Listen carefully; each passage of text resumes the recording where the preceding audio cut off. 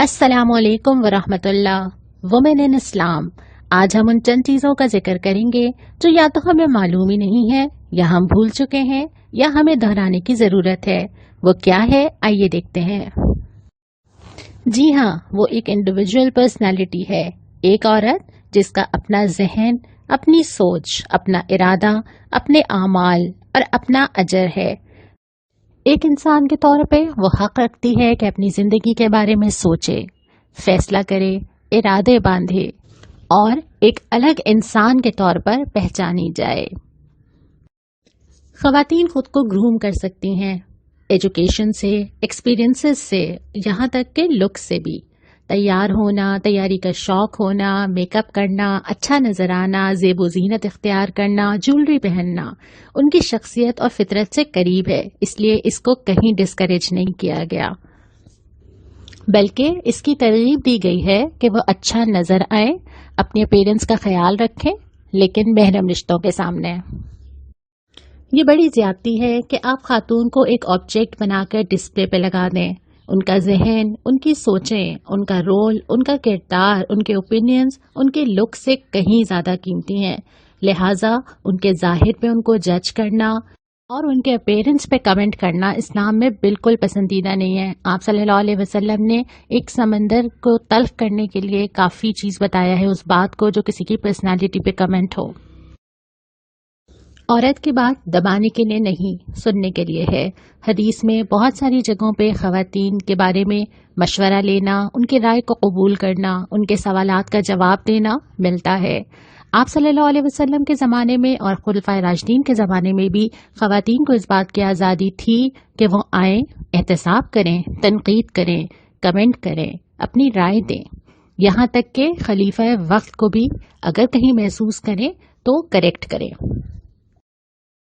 ख़वातीन सिर्फ थकने के लिए नहीं हैं, वो रिलैक्स कर सकती हैं, वो एंजॉय कर सकती हैं, वो ब्रेक ले सकती हैं, वो फन एक्टिविटीज कर सकती हैं और वो सोशलाइज भी कर सकती हैं। आप सल्लल्लाहु अलैहि वसल्लम हज़रत आयशा के साथ दौड़ का मुकाबला करते, नहीं सुनाते भी नजर आते हैं। ख़वातीन का माशरे में सिर्फ एक रोल नहीं है, उनके बहुत सारे रोल एक वक्त में भी हो सकते हैं। हाँ, अलबत्ता उनके सारे रोल्स अगर आपस में क्लैश कर रहे हो तो प्रायोरिटीज तय करना जरूरी होगा।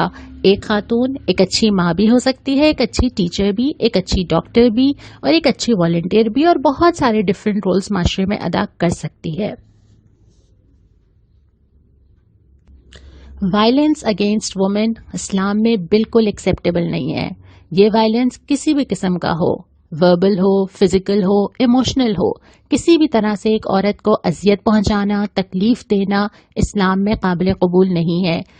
इस्लाह के लिए अगर शौहर को इस बात की इजाजत है कि वो कभी हल्का सा हाथ उठा सकता है तो उसके लिए भी उसको अल्लाह को जवाब देना है, और उसकी भी बहुत सारी बाउंड्रीज हैं, उसी तरह जिस तरह वालिदैन के लिए इजाजत है कि वो इस्लाह के लिए अपने बच्चे पे हाथ उठा सकें। लेकिन नबी करीम सल्लल्लाहु अलैहि वसल्लम ने कभी अज़वाज मुतहरात पे हाथ नहीं उठाया, और अगर कोई कंप्लेन भी आई तो उस पर बहुत नाराजगी का इजहार किया। ख़वातीन के पास इस बात का पूरा हक है कि वो इंतखाब में अपनी राय दे सकें, निकाह में उनकी मर्जी शामिल हो, मेहर अपनी मर्जी का रख सकें, निकाह नामे में कुछ लिखवाना चाहें, नान नफ़क़ा तय करना चाहें, तो ये तमाम चीज़ें उनका हक है। शादी के बाद जो घर वो बनाते हैं इसमें दोनों सिन्फों का आपस में मुकाबला नहीं है, एक एक एडिशनल रिस्पॉन्सिबिलिटी दोनों के पास है। ख़वातीन चूंकि बच्चे पैदा करती हैं और आज़ाद करती हैं, लिहाजा एक एडिशनल रिस्पॉन्सिबिलिटी फाइनेंस प्रोवाइड करना मर्द की जिम्मेदारी है। इस तरह अल्लाह ताला ने अदल कायम किया है और दोनों एक दूसरे को कंप्लीट करके घर बनाते हैं। हमारे माशरे में अगर ख़वातीन को एक मुलाजिम के तौर पे लिया जाता है तो इस्लाम में ऐसा हरगिज नहीं है। इस्लाम में वो मर्दों के साथ पार्टनर्स हैं, दोनों मिलके अपने अपने रोल अदा करते हैं, नतीजतन एक पीसफुल घर बनता है। लिहाजा ख़वातीन पे उन एक्सपेक्टेशन से ज्यादा जिम्मेदारी डालना जो इस्लाम ने डालनी है ज्यादती है, ख्वाह वो घर की तरफ से हो, घर वालों की तरफ से हो, या माशरे और सोसाइटी की एक्सपेक्टेशंस की वजह से हो। جس طرح اسلام اجازت دیتا ہے کہ خواتین اپنا رول ادا کرتے ہوئے فائنینشیل رسپانسبلٹی شیئر کر سکتی ہیں، ایسے ہی وہ مرد کو بھی ہدایت کرتا ہے کہ وہ جہاں تک ہو سکے اپنے میجر رول کو سامنے رکھتے ہوئے اپنے گھر میں خواتین کے ساتھ رسپانسبلٹی شیئر کریں، ان کی مدد کریں، ان کے ساتھ وقت گزاریں، ان کے ساتھ جو آسانی کا معاملہ کر سکتے ہوں ضرور کریں۔ خواتین کے اوپر خرچ کرنا، نفقہ فراہم کرنا خواتین کے اوپر احسان نہیں ہے، یہ اللہ تعالیٰ کی طرف سے ڈالی ہوئی ذمہ داری ہے۔ خاتون آپ کے نکاح میں ہے، بچے کی پرورش کر رہی ہے، بچے کی رضاعت کر رہی ہے، یہاں تک کہ طلاق کے بعد بھی کچھ عرصہ مرد کی ذمہ داری ہے کہ وہ اس کی مکمل کفالت کرے اور اس کی تمام ضروریات کو پورا کرے۔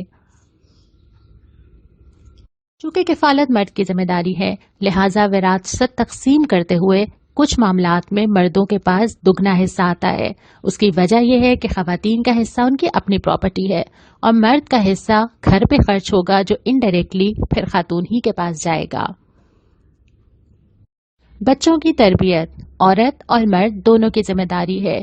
دونوں جتنا وقت اپنی اولاد کے ساتھ گزارتے ہیں اس میں اولاد کو بہترین تعلیم و تربیت دینا دونوں کی ذمہ داری ہے اور دونوں سے اس کے بارے میں پوچھا جائے گا اور دونوں کی شخصیت کے اثرات اولاد پر ہوتے ہیں۔ اس کے ساتھ ساتھ ایک عورت کا role as a mother highly appreciated ہے۔ اس کی وجہ یہ ہے کہ وہ بچے کو پیدا کرتی ہے، اس کی رضاعت کا اہتمام کرتی ہے اور اس کا کنٹریبیوشن اولاد کی پرورش میں زیادہ ہوتا ہے۔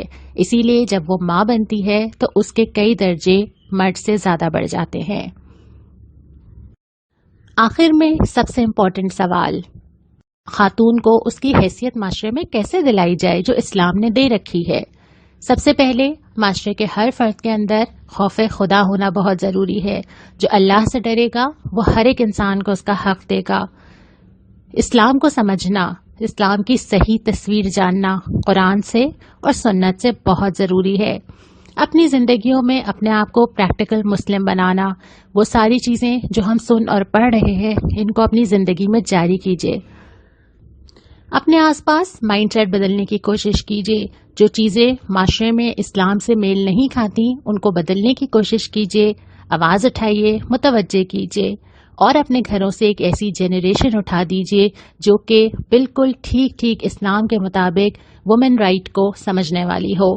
اور اس وقت ضروری کام یہ کہ اس ویڈیو کو شیئر کیجیے۔ آپ کے جاننے والوں میں کوئی ایسا نہ رہ جائے جس کو آپ نے یہ ویڈیو نہ بھیجی ہو۔ السلام علیکم ورحمۃ اللہ۔